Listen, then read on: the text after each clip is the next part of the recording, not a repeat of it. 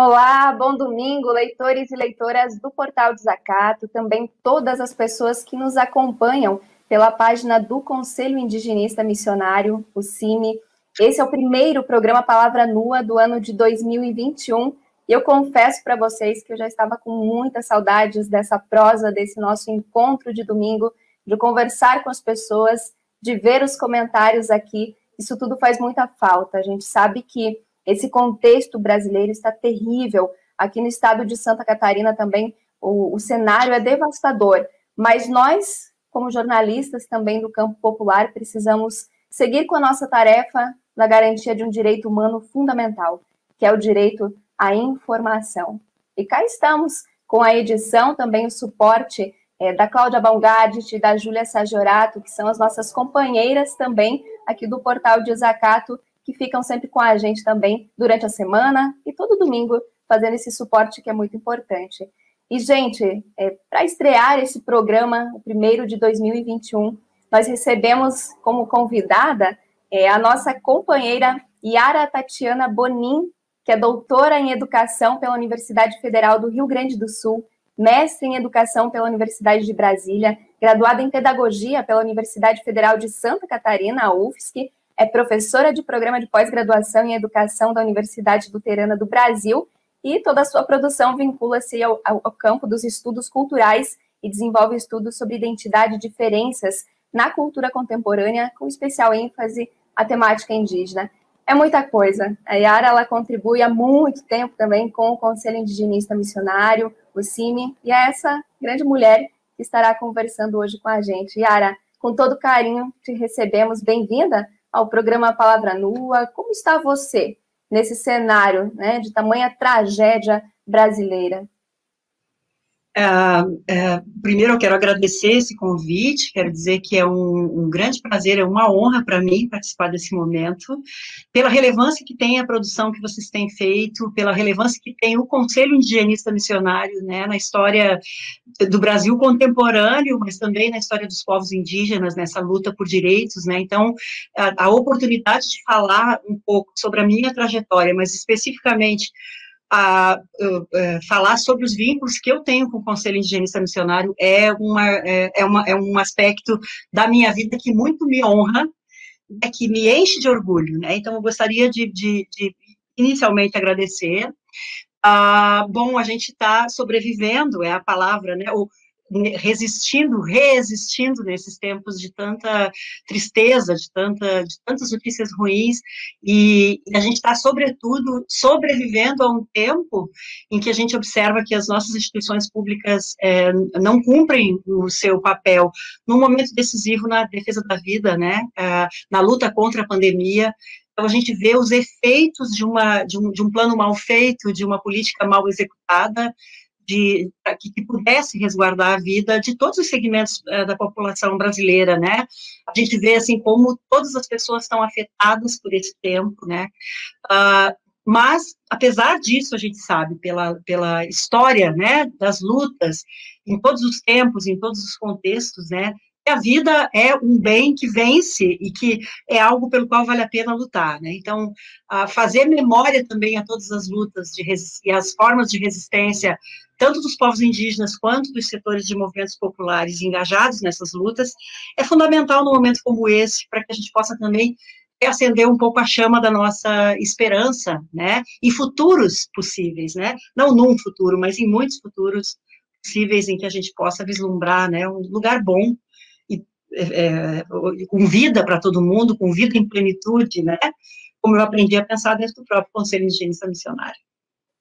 Muito bem, gente, olha, já estou vendo que vai ser uma prosa muito boa. O Palavra Nua, Yara, ele tem esse objetivo também, esse desafio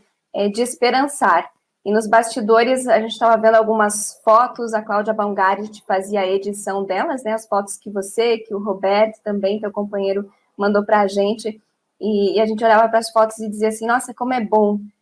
ver essas imagens também de luta de uma vida toda construída até aqui. Então, para começar essa nossa conversa também, Yara, eu gostaria que você falasse para a gente, para esses leitores e leitoras que nos acompanham, tanto no Portal Desacato, quanto na página do Conselho Indigenista Missionário, um pouco sobre a tua infância também, a tua vida em comunidade, quem é a tua família, de onde você veio, para quem não te conhece também,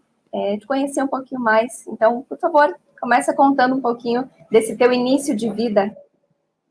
Então, eu sou a segunda filha, né, de três filhas do casal, né, João Bonin e Célia Bonin. Eles tiveram uma vida muito dura, meus pais, né, o meu pai foi agricultor durante toda a sua vida, e com muito esforço ele manteve, né, um vínculo muito estreito com a terra. Ele produziu a vida inteira grandes roças, são referências mesmo para mim, na minha formação, assim, essa capacidade de fazer a vida frutificar, de fazer a vida prosperar, que eu vi acontecendo a cada safra pelas mãos do meu pai. A minha mãe era ela é também filha de agricultores, ela trabalhou bastante também na roça, mas ela se tornou costureira depois de um tempo, então a mãe teve ela como uma porta de saída, mas também de produção, assim, de aumentar um pouco a economia familiar, né, ela costurava muito, sempre, madrugadas, né, adentro, assim, então é uma mulher muito corajosa, uma mulher muito forte, uma mulher que me ensinou esse lugar social feminino, que não é o lugar da passividade, que não é o lugar em que as coisas vêm prontas, né, então, desde muito cedo eu vi esses exemplos de luta e de força feminina, né. A minha mãe é de uma família que a gente brinca que é quase um matriarcado, né, assim, as mulheres dessa família são muito fortes, né, a minha avó era muito forte, as minhas tias são muito fortes, então, esse caráter de luta e de compromisso com o outro, eu aprendi nessa experiência de carne com a igreja, com a comunidade, que era um lugar que a minha família, por parte de mãe, sempre ocupou, né, então, eles cantavam no coral, eles organizavam a igreja, eles ajudavam o padre, a minha avó levava petiscos para o padre, para ele poder tomar café, enfim, assim, a minha família tem toda essa vinculação com a igreja católica, e eu aprendi que uma vida solidária é essa que a gente tem que construir. Depois eu fui para a faculdade, então, eu tenho duas irmãs, a minha irmã mais velha é a Giane Bonin, ela também é pesquisadora, ela é professora da Unicinos, do programa de pós-graduação em comunicação, e é uma das mulheres mais fortes também que eu conheço, que foi abrindo caminhos com as próprias mãos, a gente diz assim, né, então, numa época em que as mulheres não saíam para estudar, tinha mais ou menos um destino traçado, né, para o feminino, né, nesse contexto da cidade de Urubici, a minha irmã foi uma das primeiras que foi para a universidade, que encarou morar fora de casa, então, fez um curso de agronomia inicialmente, não se sentiu muito confortável, mudou de área, construiu uma trajetória linda de vida, né, de pesquisadora, e foi abrindo seus próprios caminhos. Nada nunca foi fácil para ela, como também não foi para nenhuma de nós, né. E eu tenho uma irmã mais nova, que é a Ana Célia, que mora em Urubici, também uma guerreira, extremamente lutadora. Ela tem 3 filhos, e ela, desde muito cedo, ela foi mãe muito cedo, então, assim, ela tem essa vida marcada por uma luta por encontrar o seu lugar e, ao mesmo tempo, garantir uma vida feliz, uma vida estável para os próprios filhos, né, então, que são 3 meninos, né, 2 deles já são adultos agora, né, e um menino pequeno. Então, esses exemplos de luta que eu tenho, que eu tive na minha infância, marcaram profundamente a pessoa que eu sou, né, o tipo de envolvimento que eu tenho nas coisas que eu faço, que é um envolvimento muito mais afetivo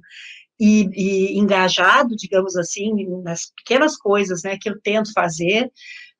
do que aquele perfil, assim, voraz, que sai no mercado, tentando encontrar o seu lugar e ser reconhecido por, né, essa ideia de reconhecimento, de você fazer alguma coisa e que todo mundo, então, reconheça aquilo como coisa tua, nunca foi muito, nunca esteve muito, assim, no script da minha vida, até porque os exemplos, isso que eu digo, assim, esse exemplo de mulheres que eu tenho, como, né, na minha trajetória, são mulheres que sempre trabalharam muito na invisibilidade, assim, ó, oferecendo as condições para que alguma coisa aconteça, né, Então, acho que isso é uma coisa muito legal, e eu acho que todas essas histórias juntas, elas conformaram a possibilidade que eu tive de crescendo, entrando na universidade, fazendo um curso de graduação, depois me inserir num trabalho missionário como o trabalho do Cine, né? Então, é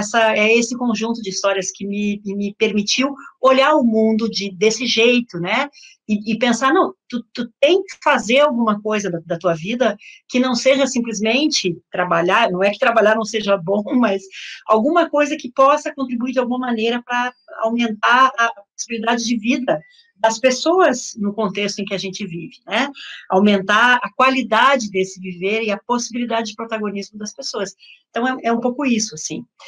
E uma infância tranquila, muito sem grandes sobressaltos, numa vida bastante livre, numa cidade pequena que era, na época, só rural, uma cidade, não, ela era agrícola, né? Hoje ela é uma cidade turística, mas era uma cidade agrícola, então eu ainda cresci num tempo em que essa infância era uma infância solta, né? A gente fez muitas coisas, a gente brincava muito na rua, eu tinha muitos primos, né, eu tinha muitos amigos também nesse período, assim, então, eu não tenho nenhuma dessas marcas, assim, de, né, sofrimento na infância, sou uma mulher tranquila, porque tive uma infância bastante tranquila, né, assim, muito, muito também acompanhada, muito de perto pela minha mãe e pela minha irmã mais velha, então, tudo isso, assim, me faz olhar com brandura, né, para a criança que eu pude ser, que não é a experiência de muitas crianças hoje, né, de poder olhar para a própria infância e olhar com delicadeza, pensar, nossa, isso aqui é um sopro na minha vida, né, pensar na minha infância é um sopro feliz nas minhas memórias.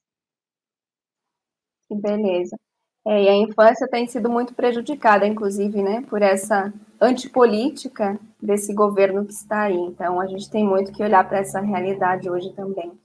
Yara, em que momento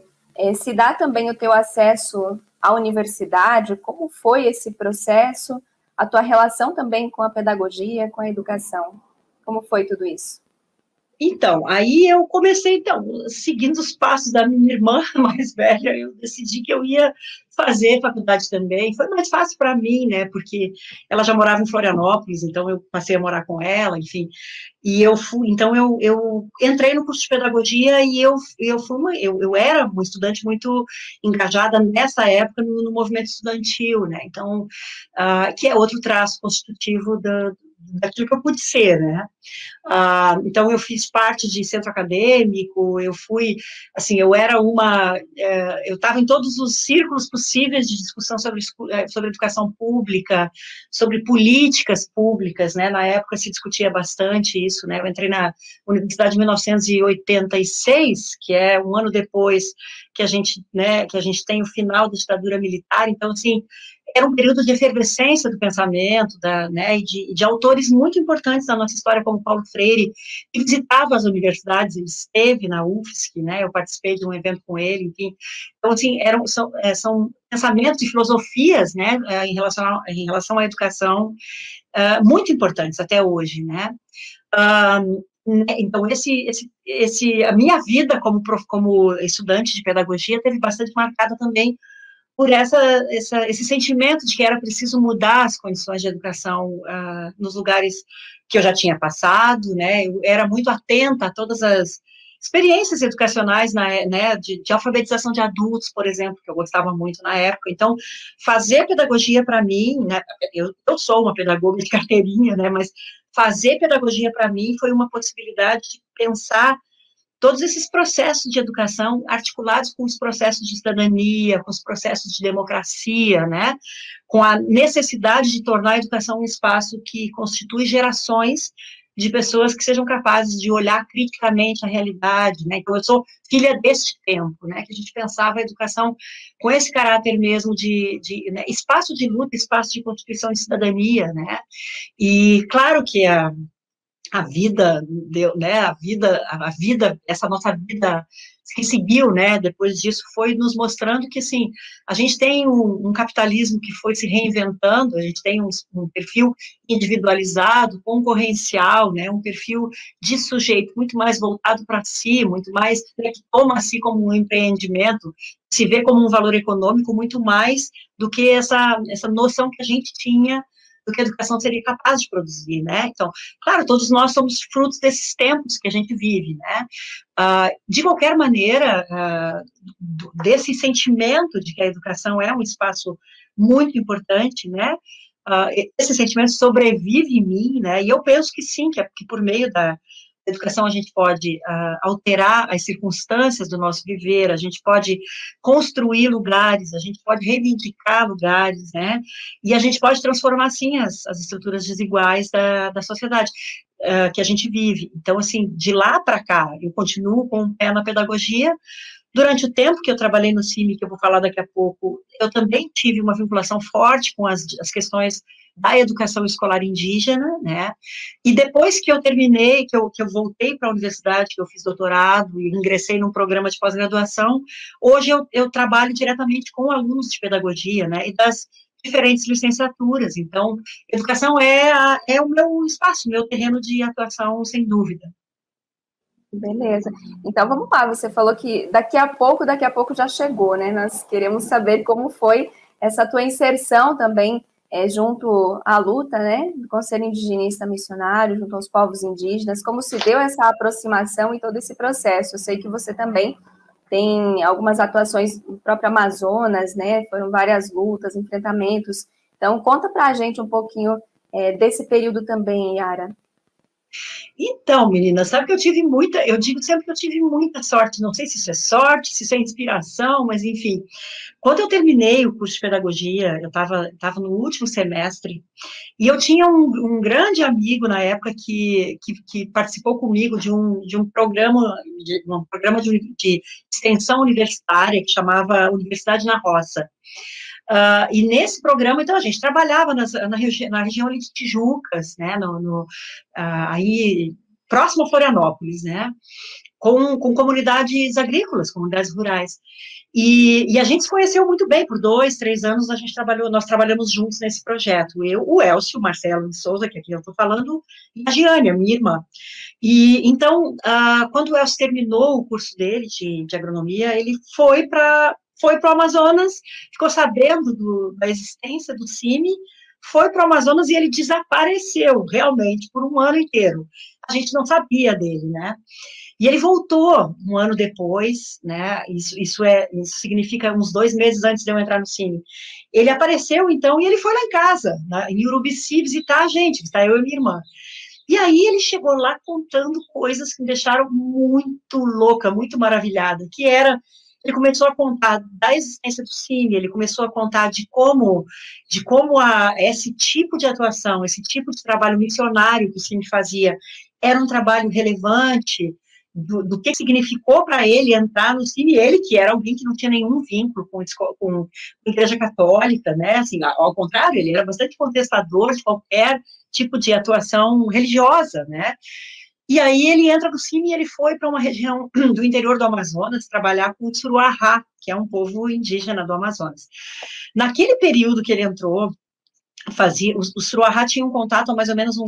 menos 10 anos, eles tinham sido localizados, e eles tinham sido praticamente extintos, né, eles tinham sido dizimados por frentes de expansão, né, para dentro da Amazônia, e por encontros com madeireiros, com garimpeiros, e muitos tinham sido mortos, outros tinham morrido, e eles estavam muito sem esperança, né, inclusive eles cometiam suicídio, porque eles entendiam que isso era a única solução para eles, né? Então, o CIMI iniciou um trabalho com esse povo, que era um povo que a gente chama isolado, de recente contato, enfim. E aí, em 1989, o Elcio entrou nessa equipe e foi lá para o Suruahá. E aí ele voltou contando o que significava esse trabalho, o que ele fazia no cotidiano, o que era, né, ir para uma aldeia, para uma área tão isolada, né? Enfim, ele começou a falar e eu falei, eu vou dar um jeito, eu quero ir. E aí, naquele contexto, o CIMI estava fazendo uma campanha aqui no sul do país para, exatamente, não uma campanha, mas assim, estava passando em alguns lugares, como nos seminários, também, assim, em movimentos sociais, né, para ver se conseguia mais gente para atuar exatamente na região amazônica. Então, eu soube desse encontro que tinha sido organizado aqui em Viamão, no seminário de Viamão, né? O Gunther Francisco Loebens veio para cá, a Terezinha também veio para cá, e a gente teve, então eu fui, né? Então o Elcio me avisou para eles que eu estava interessada, e eu participei desse curso, que era um curso preparatório, que durou uma semana mais ou menos, e nós ficamos no seminário de Viamão, eram umas 20 pessoas, mais ou menos, interessadas, né? No final, então, eles selecionaram 7 pessoas desse grupo que tinham um perfil. Entre eles estava o Roberto, né? Que é o meu atual, meu marido, né? Meu companheiro de luta, de vida, de esperança nesse tempo todo, né? Então, nós fomos para Manaus para dar continuidade a esse curso de formação. Então, essa foi, assim, para dizer como aconteceu o meu encontro com o CIMI, né? A minha primeira notícia da existência do CIMI. Junto com isso, né, depois que o Elcio me falou desse trabalho, eu comecei a procurar algumas informações, né, eu ainda estava na universidade, estava terminando o curso de pedagogia nesse período, e aí eu encontrei 2 imagens que são extremamente potentes, e que hoje ainda são mobilizadoras de muito daquilo que a gente pensa sobre o CIMI e sobre o protagonismo indígena, né? Uma delas era a imagem do Dom Luciano, numa CPI que foi instaurada no Congresso Nacional em 1987, chamava, então, deixa eu olhar direitinho aqui, era CPI da... Bom, enfim, era uma CPI que investigava a atuação missionária da soberania, a CPI da soberania. E o Dom Luciano foi chamado, né, então ele teve que fazer a defesa do trabalho missionário. E a imagem dele nessa CPI, falando aos parlamentares, defendendo o que era o trabalho do CIMI, né, dizendo qual era o tipo de trabalho profético, né, que o CIMI desenvolvia, foi, assim, acendeu uma luz dentro de mim. Eu pensei, essa é a igreja que eu acredito, né? E esse é um tipo de atuação missionária que me convoca, né? Que eu gostaria muito de integrar, porque une ao mesmo tempo, né? Profetismo, o anúncio, mas ao mesmo tempo uma atuação política em defesa da vida, mas em defesa da concretude da vida, né? Das condições objetivas para que essa vida possa existir, né? Então, não é uma igreja de contemplação, é uma igreja de atuação missionária voltada, articulada, né, ao lado das comunidades indígenas. A outra imagem muito forte para mim foi da presença indígena no Congresso Nacional durante a Assembleia Nacional Constituinte, que é uma imagem que circula pela internet hoje muito comumente, mas isso num evento que aconteceu na universidade, o meu encontro com essa imagem me fez pensar no quanto de representações, de imagens, de visões estereotipadas sobre isso a gente tem, né? Como a minha formação acadêmica me conduziu a pensar nos indígenas como povos passivos, né? Povos que sofreram a violência, e não povos ativos, povos em luta, né? Povos protagonistas. Então, eu digo sempre que esse conjunto, né, de 3 elementos foi o que me trouxe para o CIMI naquele contexto. Então, eu entrei no Conselho Indigenista Missionário em 1990, nós fizemos um curso de formação, né, antropológica, missionária, né, durante um mês, e depois nós fomos, então, para a região de Tefé, a cidade, né, que abrigava a casa da equipe era Tefé, no Amazonas, no Rio Solimões, mas a gente trabalhava com os povos do Médio Rio Solimões, um conjunto grande de comunidades que vivem às margens do Rio Solimões. Eu gosto muito de pensar nesse tempo, porque foi muito disruptivo, foi um tempo assim de me colocar frente a frente com os estereótipos que eu tinha sobre os povos indígenas, né? O primeiro deles é essa ideia, eu tive, então, que reinventar a minha própria imaginação criativa sobre quem seriam, como seriam os povos indígenas, porque a imagem mais vívida que eu tinha era do Suruahá, um povo de recente contato. E eu fui trabalhar numa região onde os povos tinham um longo percurso de contato e de resistência, né, às investidas coloniais, né. Então,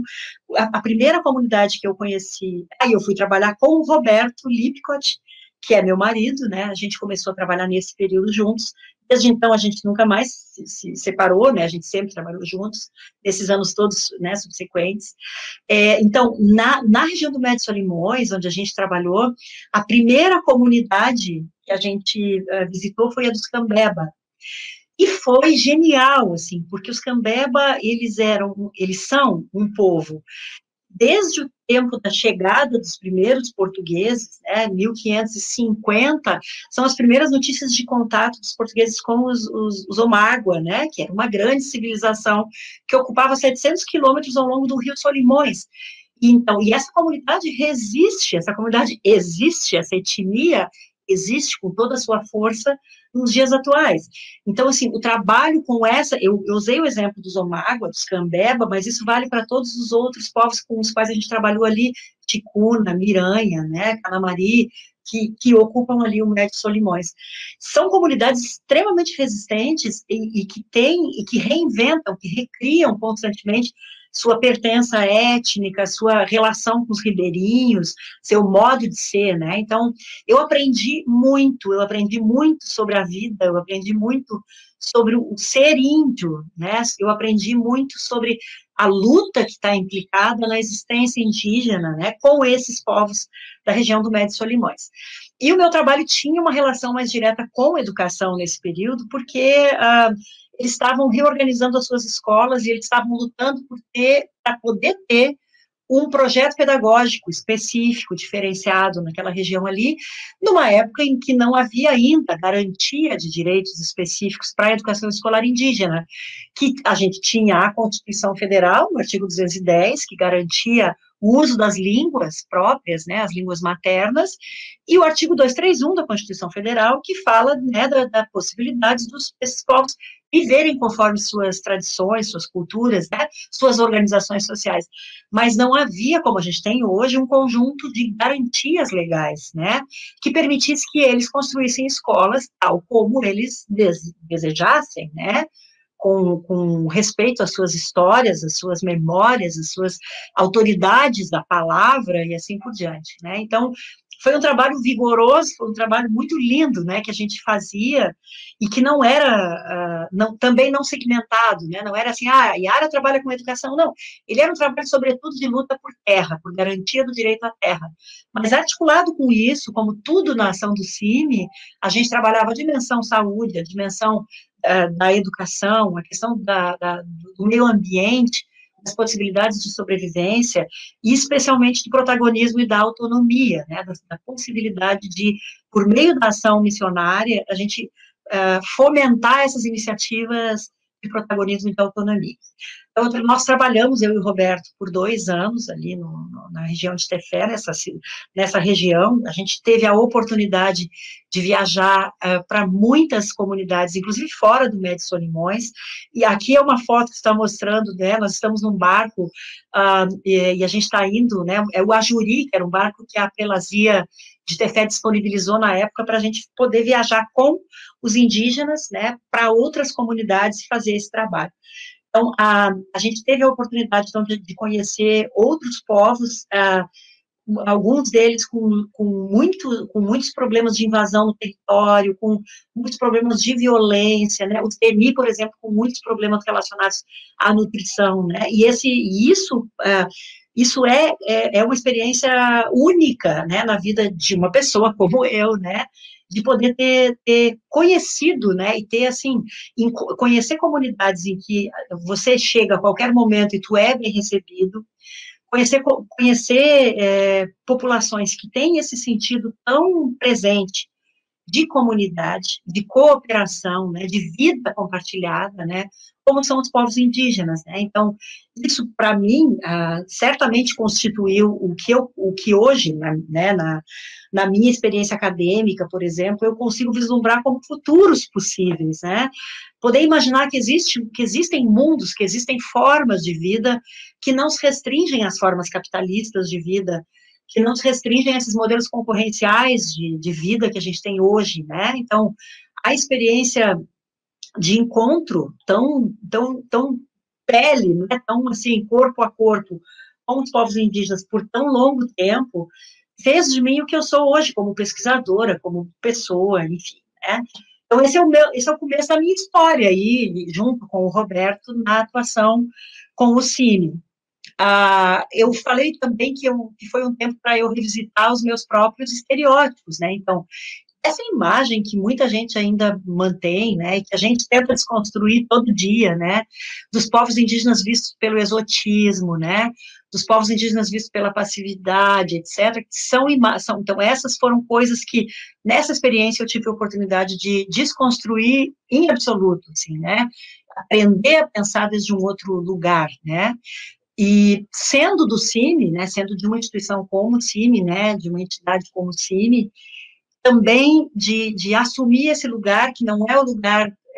autoral, nem é o lugar do protagonismo, não, é o lugar de quem apoia uma luta, mas o protagonismo não é teu, né, então, isso também é uma das razões porque a gente não tem muitas fotos em que a gente efetivamente aparece, né, a maioria das fotos que a gente fazia nessa época, né, dentro do trabalho do Cine, elas são fotos que colocam a gente em segundo plano, né, a gente está ali para apoiar, para ser solidário, para contribuir, né, mas a gente não está ali na frente dessa luta, né, então, na frente das imagens estão as comunidades indígenas, os povos indígenas, né, então, algumas que a gente tem são aquelas que os parentes pediam, né, mas tu nunca aparece na foto, então manda uma foto que tu estejas também. Então, a gente, às vezes, fazia uma foto em que a gente aparecia para poder, né, para que as pessoas ficassem felizes, né? Mas, então, é isso, né? Do meu início da história com o Cine, é isso. Depois que nós saímos de Tefé, nós ficamos, então, por 2 anos e meio trabalhando nessa cidade, com esses muitos povos, eu e o Roberto fomos para a coordenação regional do Norte 1, né, do Cine Norte 1. A gente estava neste apoio à coordenação, né, era uma coordenação ampliada. Ali também foi uma experiência fantástica para a minha vida, porque eu pude viajar para outras comunidades no estado do Amazonas como um todo, né, então eu passei a conhecer muito mais amplamente a temática indígena e as questões, né, mais candentes, as mais importantes da luta indígena nesse contexto, né. Eu pude acompanhar de perto a emergência de alguns movimentos indígenas, né, a gente acompanhou a COIAB de perto, a gente acompanhou o movimento de professores indígenas do Amazonas, Roraima e Acre, muito de perto nesse período. Eu fui a Roraima algumas vezes, eu conheci o CIR muito de perto também, pude acompanhar, né, o trabalho do CIR junto à organização, né, na organização dessas comunidades, na luta pela demarcação das terras, em particular da Raposa Serra do Sol, né, eu pude acompanhar o trabalho do CIR na atuação em saúde, né, toda a seriedade com que o CIR é o Conselho Indígena de Roraima, né, toda a seriedade com que o CIR trabalhou e tentou garantir que os acessos, que os recursos de saúde chegassem a todas as comunidades daquela região, né, coordenando, então, um tremendo projeto de saúde ali naquela região por um longo tempo, né, então, são experiências, na verdade, que vão sendo colocadas como desafio para os povos indígenas, e são experiências que eles vão mostrando como eles vão, né, construindo alternativas para a sua vida, e são experiências que têm esse nosso braço, CIMI, que é um braço de apoio e de solidariedade, de presença e de reciprocidade, de presença solidária, né, que está dentro desse caráter de atuação do CIMI. Então, isso é o meu tempo no Amazonas, foi mais ou menos isso até 1995. Tá certo. Yara, quando a gente fala em luta pela terra, necessariamente a gente está falando de uma luta onde vão acontecer muitos conflitos e muitos enfrentamentos, né? Até por toda essa conjuntura que envolve o grande capital, o imperialismo e tudo mais. A minha geração vive hoje, posso dizer assim, a herança maldita, né, dessa ditadura militar no Brasil. Nesse período que tu falas, assim, dessas missões também no Amazonas, mas também essas outras regiões que vocês tiveram também a oportunidade de estar e de contribuir com esse processo de luta junto aos povos indígenas. Como estava esse cenário? Eu imagino que também por conta desses resquícios, nem tão resquícios assim, da ditadura militar. Então, vocês chegaram a presenciar alguns momentos, assim, também de perseguição ou de não poder executar um trabalho por conta de algum aviso, enfim. Como você percebe também o que você tem a dizer sobre esse cenário especificamente ligado às perseguições referentes à ditadura militar no Brasil? Então, na verdade, quando eu entrei no CIMI em 1990, a gente tinha, assim, a atuação do CIMI, ela tinha e tem até hoje, né, muita força relacionada à luta pelo direito à terra em primeiro lugar, né, é o direito à vida, é óbvio, mas é assim, toda a atuação do CIMI está marcada pelo apoio às lutas indígenas em defesa do direito à terra, né, porque a terra é o lugar de existência desses povos, porque a terra é o lugar onde se pode expressar essa vida em plenitude,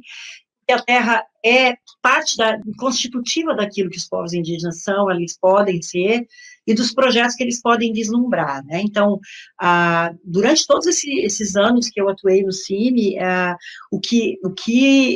assim, primeiro que eu pude aprender muito, né, sobre os direitos indígenas, os direitos da terra dentro do espaço, dentro do CIMI, a gente fez muitos estudos, né, a gente, não só da legislação, mas também do ponto de vista antropológico, né, então, a gente acompanha e a gente estuda, né, o CIMI tem essa característica também, né, de produzir muito material, de produzir muito conhecimento mesmo sobre os povos indígenas, né, e inclusive, né, especialmente porque está presente nesses contextos, né, sem dúvida, o maior desafio, né, que esses povos enfrentam. A gente viu isso acontecendo no Amazonas, o Roberto mais diretamente no Mato Grosso do Sul, a gente viu e tem visto isso acontecendo aqui no Sul, né, Santa Catarina e o Rio Grande do Sul, esses enfrentamentos, por um lado, então você tem uma crescente investida, né, dos setores considerados produtivos do nosso país, porque produtivos somos todos nós, né, produtivos são os povos indígenas, cada um do seu modo, né, e sobre o seu modo de entender, sobre a sua cosmovisão do que seja ser produtivo, né, mas esses segmentos econômicos aí, investindo contra as terras indígenas, né, então, é latifundiário, é empresa mineradora, é garimpeiro, é madeireiro, são empresas, né, são políticos ligados a esses segmentos, né, então são muitas as investidas contra os direitos indígenas. A gente tem visto um movimento crescente, então, de invasões nas terras indígenas, mas essa é uma memória que eu tenho, assim, desde que eu entrei no CIMI, eu não me lembro de nenhum tempo em que a gente pudesse dizer que não existiram invasões nas terras indígenas, né, naquelas terras já demarcadas, naquelas terras que estavam em estudo, né, para demarcação, nas terras identificadas, né, em terras no meio da Amazônia, em terras na região sul, então, assim, a invasão dos territórios indígenas ela é histórica, né, e ela não cessou em momento nenhum nesses anos todos, e as estratégias podem ter mudado, né, as estratégias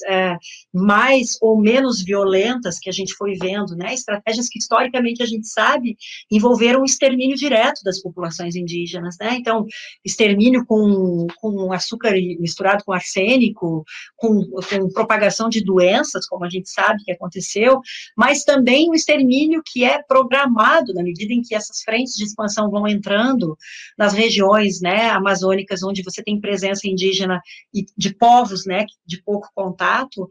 e a proliferação e disseminação das doenças, né, que você sabe que vão acontecer, ou a existência do garimpo dentro das áreas indígenas, como a área Yanomami, né, então a gente vê, além da invasão do território, que já é uma violência, né, de um território, então, já demarcado,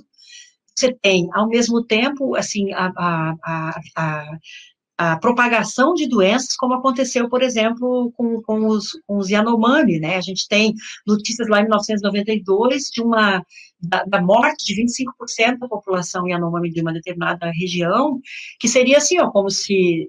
o estado de Santa Catarina fosse varrido do mapa, para fazer uma comparação populacional, né, então, em relação ao povo Yanomami, se o povo Yanomami fosse o Brasil, o estado de Santa Catarina e sua população teriam sido varridos, né? Isso aconteceu em 92, isso voltou a acontecer agora, então, assim, a gente tem muitas histórias em que a luta pela terra é a única estratégia que tem garantido a vida dessas populações com qualidade, né, e ao mesmo tempo a gente tem visto a luta né, as investidas contra a terra, contra o direito territorial dos povos indígenas, cada vez mais intensificado, né? Hoje a gente tem essa luta corpo a corpo, né, na invasão que acontece lá nos territórios, a gente tem essa luta no plano, né, legislativo, no plano judicial, com muitos projetos de leis, né, que tentam alterar os dispositivos constitucionais e as leis que protegem os direitos indígenas. A gente tem as mudanças nos procedimentos de demarcação, né, das terras indígenas, como estratégias para dificultar essa demarcação. A gente tem longos períodos sem demarcação de terra indígena acontecendo, né, com paralisação, com lentificação desses processos de demarcação, exatamente para permitir que essas frentes se apropriem, né, e a gente tem no atual desgoverno do Bolsonaro investidas muito diretas, né, para possibilitar que o usufruto exclusivo das terras indígenas seja relativizado, né, então a gente tem hoje uma disputa muito intensa contra as garantias constitucionais voltadas para o direito à terra, né, e a gente tem, ao mesmo tempo, essa presença resistente dos povos indígenas, lutando também no plano legislativo, né, a gente tem advogados indígenas fazendo isso, mas também comunidades em movimento, né, movimentos indígenas, ou os movimentos das comunidades indígenas, são todos movimentos no sentido de garantir esse direito primordial, que é o direito à terra. Uma coisa que eu queria falar, que eu acho que é muito importante quando a gente pensa isso, né, eu falei das invasões em terras indígenas já demarcadas, na região de Chapecó, quando a gente trabalhou ali em Santa Catarina, a gente pôde acompanhar um movimento, então, de recuperação de terras, né, pelo Caingangue, num período em que, então, as terras elas foram demarcadas e elas foram estendidas para recuperar partes do território que foram perdidas, e isso implicou um grande conflito também, né, e um conflito que é direto e diário, e que afeta também as comunidades indígenas nas suas relações com o entorno, né, porque eles não estão isolados, esses povos indígenas têm relações com as comunidades circunvizinhas, então, assim, um clima de guerra contra eles é um clima que afeta a vida, que afeta a saúde, a possibilidade de imaginar, de vislumbrar projetos de futuro também, né, então você tem esse conjunto de circunstâncias, né, então não basta só a demarcação das terras, né, é a demarcação, é a recuperação de ambientes degradados, né, quando essas terras foram por longo período ocupadas por agricultores, por fazendeiros, por latifundiários, seja lá o que for, né, por garimpeiros, né, então todo esse processo que também resguarda a vida. E um último ponto que eu queria mencionar nesse sentido, né, da luta pela terra como uma luta raiz aí, né, da atuação do CIMI, é o absurdo da vida em acampamentos, né, que muitas comunidades indígenas estão submetidas. Eu acho que não tem como não falar disso, né, quando a gente fala de direito e de luta e de violência, né, contra os povos indígenas. A viver em acampamento, o que isso significa, né, então, a gente sabe aqui na região, aqui no Rio Grande do Sul, né, da existência de mais de 30 acampamentos provisórios de comunidades indígenas, né, Caingangue, especialmente em Biá-Guarani, né, a Xocleng também, e esses acampamentos, eles deveriam ser provisórios, né, assim, eles deveriam existir enquanto a demarcação do território indígena acontece, só que essa demarcação não acontece. Então a gente tem acampamentos de 30, de 40 anos, né, gerações de pessoas que nasceram acampadas em beira de estrada e que viveram a vida inteira, que casaram, que tiveram seus filhos, alguns que morreram numa vida em acampamento, né. A condição provisória do acampamento é a violência, né. Claro que a vida indígena não se restringe a isso, né, a vida indígena não se restringe à violência, eles não são a violência, eles são um povo indígena que vai recobrando o sentido da vida, que vai vivendo, sobretudo, né, que vai reinventando suas formas de existir. Mas a violência que nós praticamos contra eles é que eu estou tentando sinalizar aqui, né, então, o que é a experiência de viver em acampamento, né, então, é uma área minúscula, onde eles estão situados, onde eles vivem em barracos, feitos de lona, alguns com casas feitas de madeira, mas, né, muito provisórias, pequenas casas, né, para proteger do frio do inverno, sobretudo, então, são vidas sem água potável, sem sistema de escoamento de esgoto, sem possibilidade de plantio, sem área para fazer coleta para produzir seu próprio artesanato, né, então eles conseguem fazer isso, entrando às vezes em acordo para entrar numa fazenda, numa área ambiental, enfim, para poder coletar artesanatos, sem espaço para fazer seus rituais, né, sem espaço às vezes para construir sua casa de reza, né, que é fundamental na vida indígena, Guarani, no caso, sem possibilidade de encontrar as ervas, aquelas necessárias para manter a saúde, né, enfim, é uma vida de privação que essas comunidades né, estão submetidas por responsabilidade do governo federal, por responsabilidade da nossa sociedade, né, então, essa existência em acampamento é, no meu ponto de vista, uma das mais importantes violências praticadas contra os povos indígenas, porque é a privação do sentido que a terra tem para eles, é a privação do sentido pleno da vida, né, do existir numa terra, num lugar, né, num lugar que se identifica como um tecorá, no caso dos Guarani, que se identifica como um lugar de viver, um lugar bom de viver, um lugar que é, né, de uma terra que é dada pela divindade, que não deve ser apropriada privativamente, né, então, estar num acampamento contraria todos esses princípios, essa filosofia de vida indígena, né, configura, então, uma violência aos direitos humanos, mas também uma violência às cosmoontologias dessas comunidades, então, por isso que eu não queria deixar de falar nesse aspecto. Perfeito, você, inclusive, me fez lembrar, Yara, eu quero destacar aqui que o nosso próximo programa, O Vida em Resistência, que é um programa mensal que nós temos aqui no Portal Desacato, vai tratar justamente sobre uma dessas realidades que você falou aí, que é Mafra, né, aqui em Santa Catarina, onde o povo caingangue também passou muito tempo bebendo água contaminada, bebendo, né,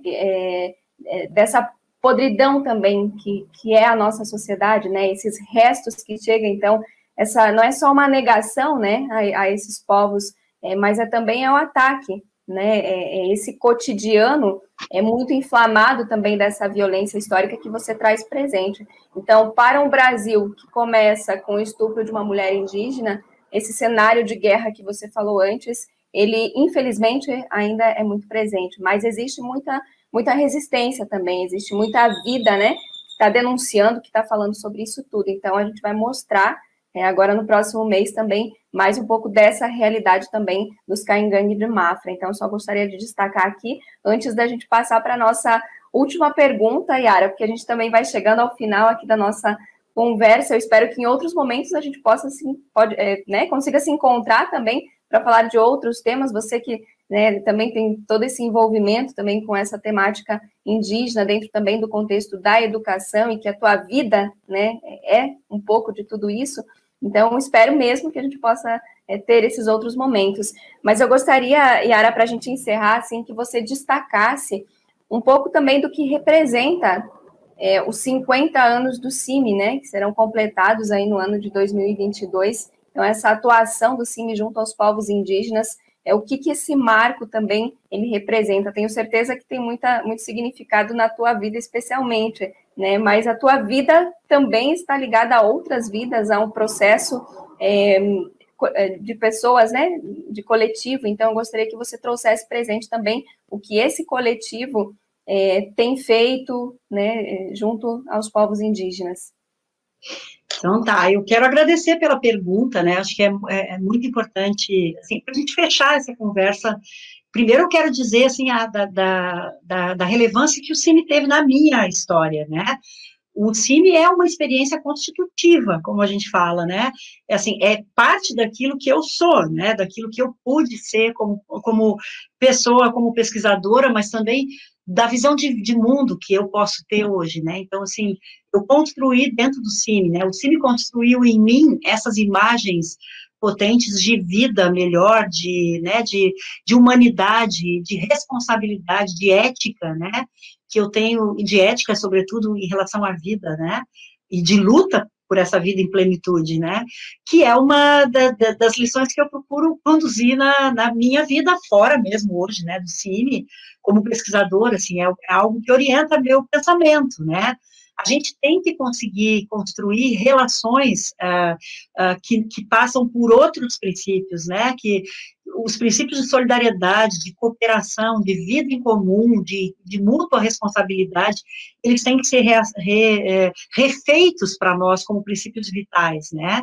Porque senão a gente não vai vencer essa luta contra o modelo neoliberal, né? Essa racionalidade de empresa que toma conta do nosso mundo, né? Que converte tudo em mercadoria, que converte a vida em si,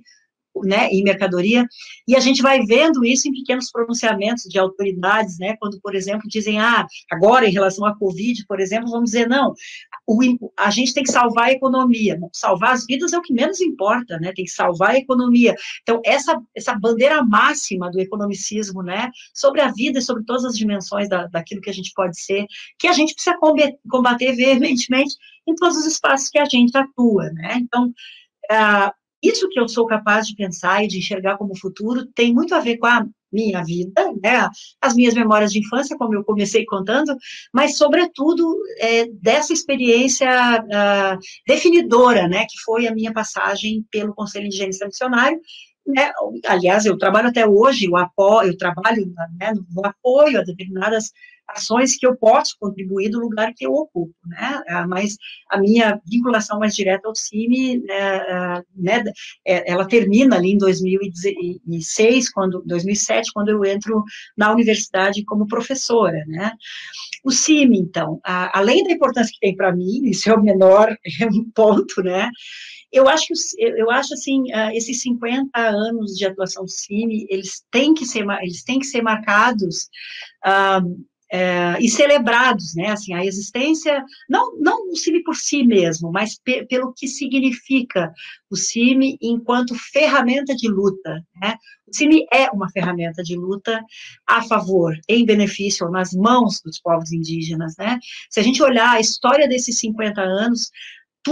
todos os recursos que o CIMI dispôs, né, os recursos jurídicos, intelectuais, políticos, os recursos, né, monetários, inclusive, por meio dos projetos, foram utilizados na defesa dos direitos indígenas, né, então, cada ação, cada pronunciamento, cada nota, cada material construído, cada curso, cada momento de formação pensado com as comunidades indígenas, né, e a própria presença solidária e essa formação que acontece no trato diário, né, frequente, amigo, companheiro, que os missionários do CIMI têm com as comunidades indígenas. Cada uma dessas ações tem um propósito maior, né, então o CIMI não existe para si mesmo ou em si mesmo, né, são 50 anos de existência de uma ferramenta de luta, né. No mundo acadêmico, a gente aprende a pensar que o conhecimento é uma ferramenta de luta, né, a gente pode usar em benefício de algo, né, eu gosto de pensar no CIMI como uma ferramenta assim, né, que é tudo aquilo que há de possibilidade, né, que se pode articular por dentro do CIMI, é utilizado e é empregado na defesa dos direitos indígenas. O direito à terra, em particular, o direito à vida, em particular, né? O direito a um sistema de saúde diferenciado, ao acesso aos recursos de saúde, o respeito às formas de pensar saúde dos povos indígenas, né? O direito a uma educação diferenciada, que, né? Então, tudo aquilo que o CIMI pôde organizar relacionado à educação foi na perspectiva de construir propostas, né, de que os povos indígenas construam suas propostas de escola, seus modelos de educação, né, suas proposições para um subsistema de educação específico, né, então, essa ação missionária, profética, que é a do CIMI, mas uma ação, sobretudo, que tem um impacto muito grande, do meu ponto de vista, na definição, no direcionamento das políticas públicas, inclusive, né? O CIMI é uma instituição muito escutada, muito respeitada, muito reconhecida em várias instâncias, fora, né, do ambiente da igreja, né,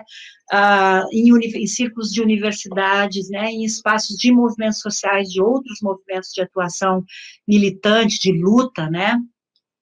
O CIMI é reconhecido, inclusive, pelo poder público, ora como aliado, ora como aquele que se deve combater, né, e ser combatido por segmentos sociais, né, segmentos empresariais, por exemplo, que estão interessados nos direitos indígenas, é uma coisa boa, né,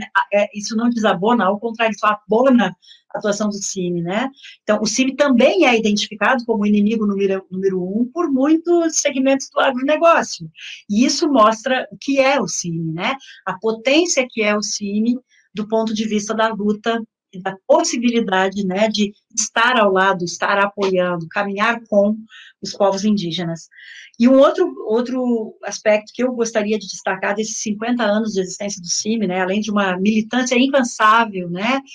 em torno de uma causa muito importante, que é a causa indígena, é o caráter de, né, é o trabalho que o CIMI vem assumindo ao longo desses anos todos, de denúncia das violências, né, de luta ao mesmo tempo para que os povos indígenas sejam protagonistas, que começa lá nas grandes assembleias, né, que o CIMI ajudou a consolidar, a tornar possível, né, as assembleias indígenas que se mantêm até hoje, né, o apoio às organizações indígenas que surgiam e a todas as iniciativas aí do movimento indígena, mas eu gostaria também de destacar essa luta do CIMI em fazer a denúncia contra as violências, né, praticadas contra os povos indígenas, a denúncia de invasões, de agressões, de esbulho territorial, de assassinatos, né, o próprio relatório de violência, que é essa ferramenta também, esse instrumento utilizado para fazer ali uma síntese possível, né, de tudo que foi a violência praticada contra os povos indígenas em cada ano, né, e que vai construindo um banco, né, um acervo histórico que não vai nunca nos deixar esquecer, né, do quanto a nossa sociedade é violenta e o quanto as condições são desiguais, né, para a sobrevivência de diferentes segmentos sociais, e aqui nós estamos falando dos povos indígenas, né, então o CIMI tem também essa característica de fazer memória, né, são 50 anos de atuação e também de produção de memória sobre os povos indígenas, sobre seu protagonismo, também sobre suas estratégias de luta, e sobre as violências que contra eles são praticadas. Então, eu só tenho que parabenizar, dizer que, assim, é uma honra fazer parte dessa entidade ligada à CNBB, tão fundamental na história brasileira e na história de luta em defesa dos direitos indígenas. Tem sido uma grande honra ser uma aliada, agora companheira e aliada do CIMI, e ter sido missionária do CIMI por longo tempo da minha vida. Em 1995, quando a gente foi para Brasília, o Roberto e eu, nós não éramos mais 2, nós éramos 3 pessoas. Eu, o Roberto e a Camila, a nossa filha que tinha então nascido. Ela também foi muito favorecida por esse ambiente que Brasília significou para nós, pelas amizades, pelo companheirismo das pessoas que atuavam no Secretariado Nacional, né? Nós realmente formamos ali um núcleo de trabalho, de pensamento e um núcleo de amizade muito sólido e muito importante, né? Que dá, aliás, muita saudade. E a Camila, então, foi crescendo nesse ambiente, ela foi com a gente para algumas comunidades indígenas na época, ela esteve numa aldeia Tapirapé com a gente, ela esteve depois, no ano 2001, na aldeia Pedra d'Água, numa conferência indígena muito interessante que teve lá. E ela foi assim também aprendendo a pensar a vida de uma perspectiva mais militante, mais atuante, né? Hoje, então, crescida, ela é uma mulher inteligente, criativa, ela está inserida numa série de lutas muito relevantes do nosso tempo. Ela é uma guerreira, né? Também, né? num universo, num ambiente de pais também ativistas, militantes, entregues a causas que a gente considera tão centrais para a vida, né? do nosso planeta, para a vida, para o existir humano, né? Essas mudanças que a gente viveu, mudando, né, de uma cidade para outra, de um estado para outro, também afetaram bastante a Camila, né? Ela também teve que aprender a ter um desprendimento, né? A não criar raízes por muito tempo, mas também a solidificar de muitas formas as amizades, né? Manter vínculos com pessoas de muitas maneiras, que não seja só pela presença física, né? E isso também é um exercício importante na vida, né? Na nossa constituição como ser humano. Que beleza, Yara. Olha, a gente fica muito feliz também em poder te receber aqui no Palavra Nua, né? Vestindo essas palavras com a gente. Eu que não te conhecia, creio eu imagino que a gente deve ter se encontrado em algum lugar. Isso passa pela minha memória, assim, vagamente. Mas eu preciso, antes da gente encerrar, contar uma história aqui, Yara, porque outro dia eu perguntei para o Ivan Cima, e quero mandar um abraço para ele, inclusive, eu sei que eles estão assistindo aqui com a gente. Perguntei para ele sobre o teu contato, e aí ele me disse o seguinte: eu acho que você pergunta lá para o Roberto, mas eu não fazia ideia que vocês eram companheiros. E a gente, quando vai gravar áudio no WhatsApp, o pessoal sempre reclama, e eu sei que vão comentar aqui, porque eu costumo gravar áudio muito comprido, né? Então, gravei um áudio todo trabalhado para o Roberto, pedindo se ele tinha o teu contato, imagina que não ia ter, né? E aí ele me passou, né, gentilmente. Então, esse abraço também para o Roberto, né, grande companheiro nosso, que está aqui também sempre com a gente, contribuindo no JTT Indigenista, no programa Vida em Resistência, mas contribuindo também, né, como eu falei antes, essas relações são sempre muito importantes, né, então a gente sente falta também de estar junto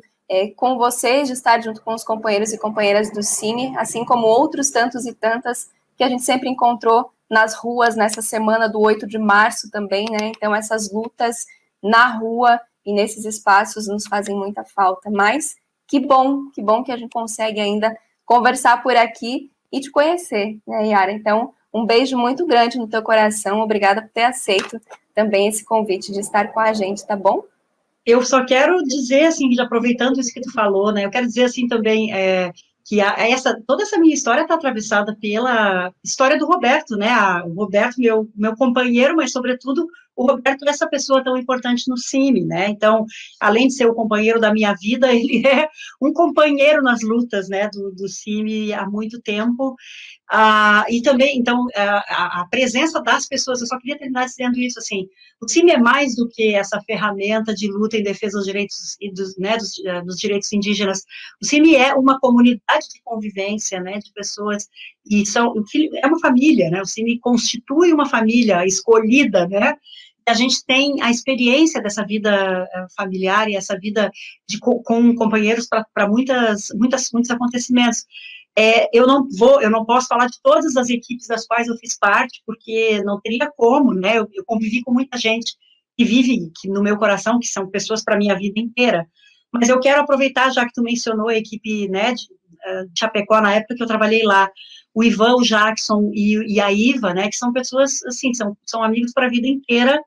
Eles estiveram comigo em um momento muito difícil da minha vida, então, assim, o Cine também é isso, né, é também um espaço em que a gente pode vivenciar esse compromisso que as pessoas têm umas com as outras, né, essa teia que trama as nossas vidas e que faz com que a gente não tenha um viver solitário, né, então, também nesse sentido, eu quero agradecer a todas as pessoas com as quais eu pude conviver, e eu pude aprender tanto nesse tempo que eu fui do Cine. Muito obrigada pela oportunidade de participar desse programa, tá? Obrigada a vocês também pela delicadeza dessa companhia e pela forma como você foi valorizando aí a minha história enquanto perguntava, tá? Imagina, a gente está sempre aqui e nós somos muito felizes, Yara, eu acho que isso é bem importante, nós somos muito felizes por estar desacatando junto ao CIMI, né? quando precisa desacatar, pois a gente está desacatando também. Então, isso também nos faz feliz. Um beijo, Yara, e obrigada também a Cláudia Baumgardt, que ficou com a gente aqui no suporte, a Júlia Sagiorato também, que sempre trabalha com essas belíssimas artes, né? Toda essa parte bonita aqui do programa que vocês veem também, é sempre a Júlia que está por trás, né? As pessoas que ficam nos bastidores, muitas vezes não são vistas, né? Mas a gente tem que falar delas. Então, eu quero aproveitar e deixar esse beijo, esse carinho também para as nossas companheiras. E, claro, as pessoas que nos acompanham e que nos acompanharam hoje, mais um domingo, aqui no Portal Desacato, também na página do Conselho Indigenista Missionário. A gente se vê no próximo final de semana, então. Um beijo bem grande, gente. Beijo, muito obrigada. E beijo também para minha filha Camila, que está nessa história junto com a gente, tá? E vai nos assistir com certeza. Beijo, filhota. Um beijo. Tchau. Tchau, tchau.